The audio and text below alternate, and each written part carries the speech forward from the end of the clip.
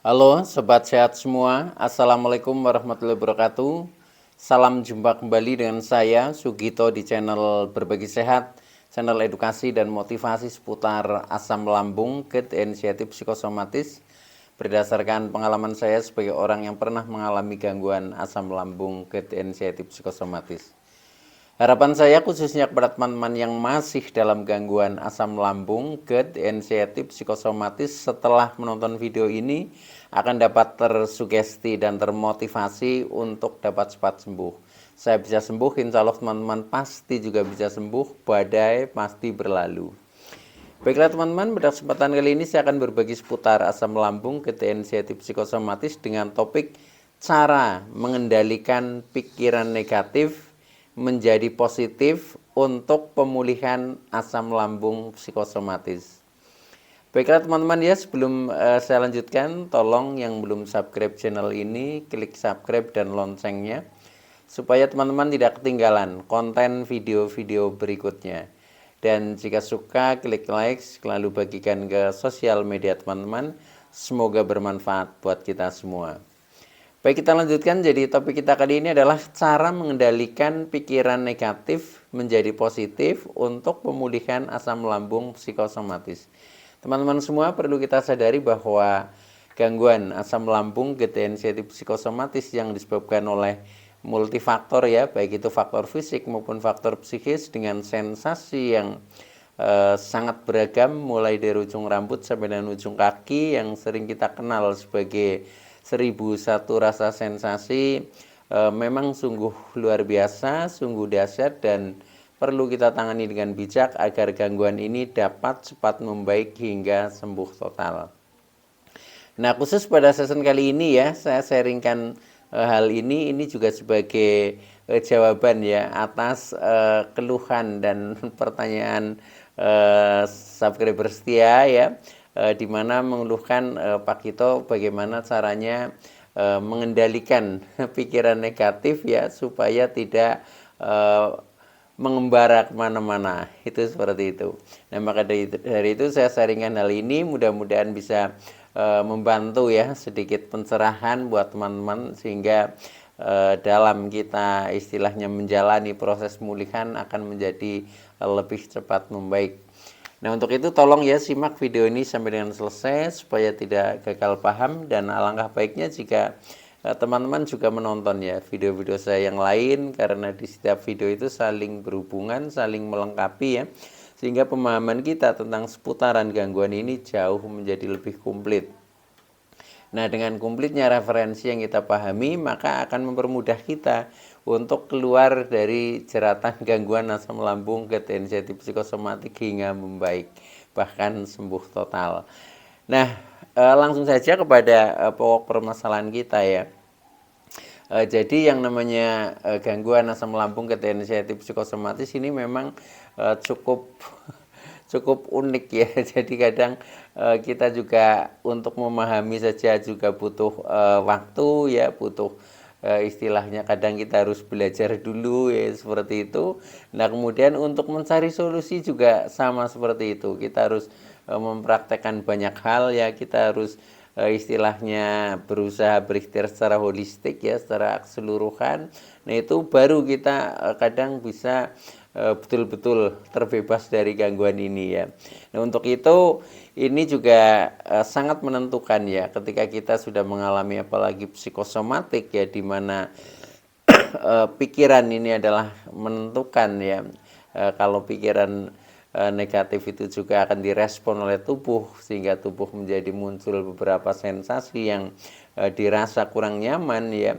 Nah, maka dari itu kita sangat butuh ya, sangat perlu untuk mengendalikan pikiran. Jadi mindset ini sangat penting ya. Karena apa? Karena pikiran menjadi penting untuk dikendalikan karena pikiran bisa menyebabkan sakit ya. Contohnya ketika pikiran negatif ya, yaitu ketika selalu negatif maka respon tubuh juga negatif, yaitu sifat psikosomatik seperti itu. Nah, sebaliknya pikiran juga bisa menyebabkan sehat ya. Artinya bisa sebagai obat itu dari pikiran ya. Karena pada saat pikiran selalu positif, respon tubuh juga positif sehingga menjadi membaik ya. Nah, untuk itu maka pikiran menjadi negatif dan positif ini harus kita kendalikan ya. Bagaimana caranya supaya pikiran itu tidak selalu negatif, supaya respon tubuh kita yaitu yang muncul ya menjadi baik-baik saja, itu seperti itu. Nah, pikiran menjadi negatif ketika dibiarkan ya, biasanya dibiarkan mengembara ke masa lalu. Contohnya menjadi kita ingat trauma-trauma ya, kemudian rasa-rasa yang tidak nyaman ya. Nah, itu sering muncul kembali. Nah, ketika muncul kembali yaitu respon tubuh juga menjadi tidak nyaman. Itu seperti itu.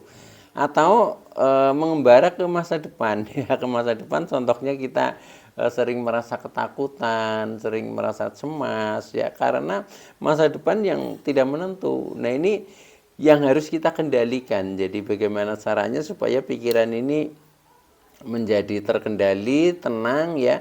Walaupun sifat pikiran itu loncat sana, loncat sini ya seperti itu. Jadi tidak ada ininya apa berhentinya pikiran itu. Maka tugas kita hanya bisanya itu mengendalikan. Nah, mengendalikan itu juga karena pikiran itu sifatnya selalu aktif, itu tetap harus diberi tugas ya, diberi tugas, tetapi yang tugas itu bisa membuat menjadi positif, itu seperti itu. Dan tugas itu tugas yang ringan, tidak menambah beban bagi si pikiran itu ya.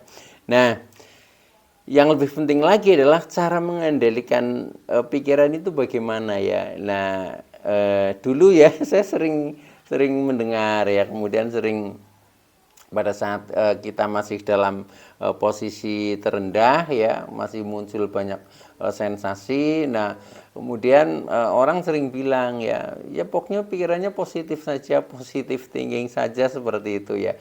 Tetapi kita masih bingung ya. Iya, untuk berpikir positif iya, tetapi prakteknya itu susah. Mengapa susah ya? Karena caranya itu tidak dijelaskan, kemudian tip-tipnya bagaimana. Nah, itu yang untuk memulai ke situ akhirnya masih bingung. Yang ngertinya hanya yang penting positif, yang penting positif. Nah, tapi kalau nggak tahu caranya ya kapan kita bisa berubah, itu seperti itu ya. Nah, maka dari itu pada kesempatan kali ini ya saya ingin memberikan sedikit tip tentang caranya. Ini yang lebih penting ya. Jadi kita sampai dengan istilahnya poinnya untuk istilahnya betul-betul bisa mengendalikan atau bisa merubah ya, merubah pikiran yang negatif menjadi positif. Nah, ini yang paling penting adalah caranya teman-teman yaitu. Nah, caranya ya agar pikiran kita yang sering negatif karena pengembaraan pikiran ya, mengembara ke masa lalu, contohnya ingat trauma-trauma ya, ingat hal-hal yang menyedihkan ya, itu atau pikiran mengembara ke masa depan ya, contohnya kita menjadi cemas ya, mencemaskan masa yang akan datang, kemudian kita menjadi ketakutan, itu karena mengembara ke masa depan. Nah, untuk itu maka ini ada beberapa tips ya, cara mengendalikan pikiran negatif agar menjadi positif ya. Nah, antara lain satu teman-teman ya, ini yang poin-poinnya di sini ya. Ini yang satu ya. Ternyata pikiran itu bisa dikendalikan melalui metode pernafasan ya, melalui media nafas ya, itu seperti itu. Jadi pikiran ya digunakan untuk mengamati keluar masuknya nafas ya, sehingga pikiran tidak mengembara kemana-mana. Jadi pikiran diberi pekerjaan, diberi tugas untuk mengamati nafas. Nah, ini juga sering digunakan pada istilahnya metode-metode untuk meditasi ya itu. Tetapi kita yang penting memberi tugas pikiran supaya tidak mengembara kemana-mana, sehingga pikiran tidak sempat untuk istilahnya membuka lembaran-lembaran yang sifatnya negatif. Nah, itu.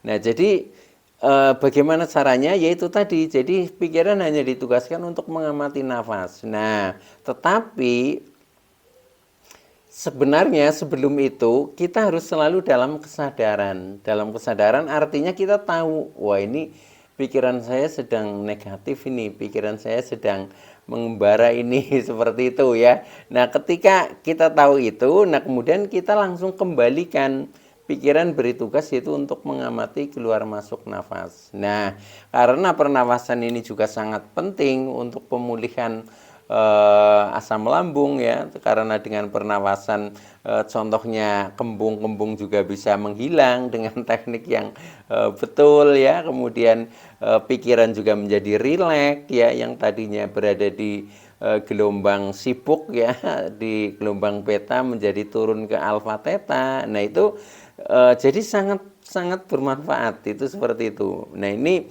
yang lebih penting lagi karena ini sedang berusaha mengendalikan pikiran supaya tidak negatif.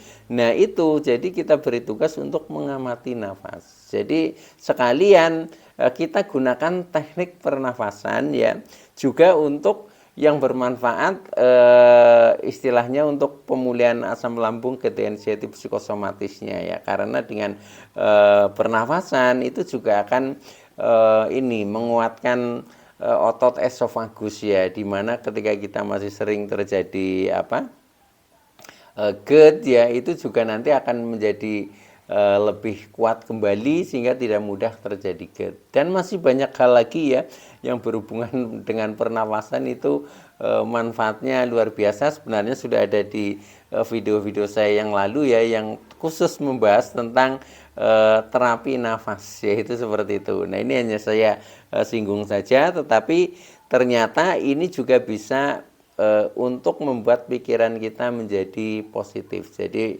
mengendalikan pikiran negatif menjadi positif. Nah, caranya ya kita lakukan pernafasan biasa saja ya. Contohnya bahkan ini sebenarnya tidak harus diatur ya, tidak harus diatur. Pokoknya kita hanya mengamati keluar masuk nafas, hanya seperti itu saja. Nah, biasanya untuk mengamati itu paling mudah itu ketika kita diam ya, kemudian sambil pejamkan mata, nah kita rasakan keluar masuknya ya.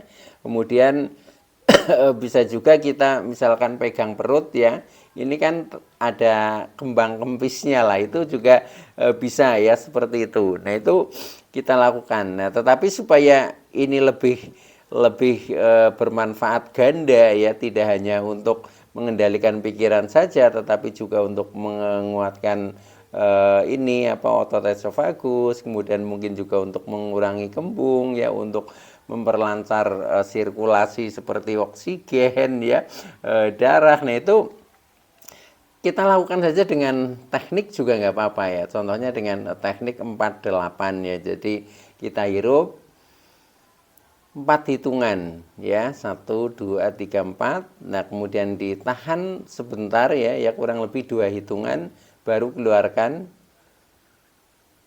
sebanyak 8 hitungan ya, 8 hitungan itu seperti itu. Jadi ini dengan teknik 48 itu seperti itu. Nah ini juga sangat bagus sambil kita rasakan keluar masuknya nafas. Nah dengan seperti itu nanti pikiran menjadi tidak mengembara kemana-mana. Nah akhirnya tidak menjadi negatif lagi karena pikiran terkendali, yaitu sedang punya tugas mengamati nafas di situ. Nah, nafas itu dengan nafas yang dalam dan lambat ini akan merilekkan pikiran. Nah, di saat kita rileks ya, maka juga akan bisa membuat kita semakin tenang, bahkan menjadi bisa merasakan kedamaian ya, kebahagiaan itu ketika pikiran tenang, itu seperti itu. Nah itu teman-teman, jadi yang pertama adalah dengan teknik amati nafas ya, mengamati nafas atau pernafasan supaya pikiran tidak mengembara ya, karena kalau mengembara yaitu entah itu ke masa lalu atau ke masa depan, ujung-ujungnya pikiran menjadi negatif ya, maka harus dikondisikan ya, atau istilahnya dikendalikan, diberi tugas ya, yaitu tugasnya mengamati nafas seperti itu. Nah itu yang pertama. Kemudian yang kedua, agar pikiran juga terkendali dan bisa menjadi positif ya. Nah, ini bisa juga dengan teknik mindfulness ya. Mindfulness itu pikiran difokuskan ya, fokuskan pada kegiatan yang sedang dilakukan saat ini ya. Saat ini. Jadi apapun kegiatannya ya, pokoknya fokus pada saat ini ya. Sehingga pikiran menjadi positif ya, karena tidak mengembara lagi ya, karena kita fokus dengan saat ini sedang melakukan apa ya. Contohnya misalkan saat ini kita sedang mendengarkan sharing lah seperti ini, ya sudah fokus saja. Supaya pikiran menjadi positif, kita fokus. Bila perlu kita harus membuat resume atau catatan ya, sehingga kita betul-betul ya mendapatkan ilmu ya, dan itu semuanya juga termasuk hal yang positif, sehingga pikiran menjadi positif seperti itu. Jadi jangan misalkan kita sedang mengikuti sharing tetapi pikiran kemana-mana. Nah, itu namanya tidak fokus, tidak mindfulness seperti itu. Nah, itu salah satu contohnya. Nah, contoh yang lain sama, pokoknya kita sedang melakukan apa, yaitu kita nikmati, kita hadir pada kegiatan yang sedang kita lakukan. Contohnya misalkan ya, ketika kita sedang mandi, ya sudah, kita istilahnya nikmati ya ini sejuknya air, kemudian kita rasakan kita membasuh ini apa seluruh tubuh kita, kita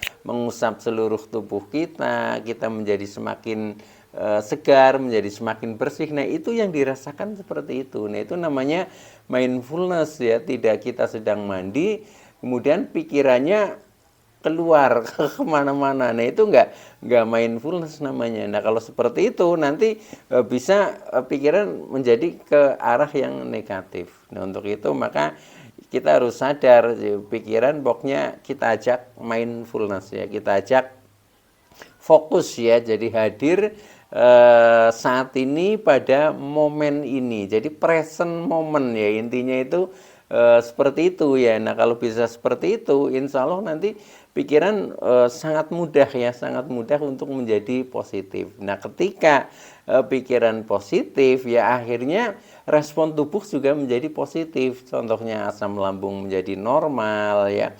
Kalau asam lambung normal ya, akhirnya tidak menjadi terjadi GERD ya. Kalau tidak terjadi GERD, efeknya sensasi-sensasi yang biasanya banyak muncul itu juga menghilang, tidak bermunculan. Kemudian kecemasan kita akan menjadi terkendali ya.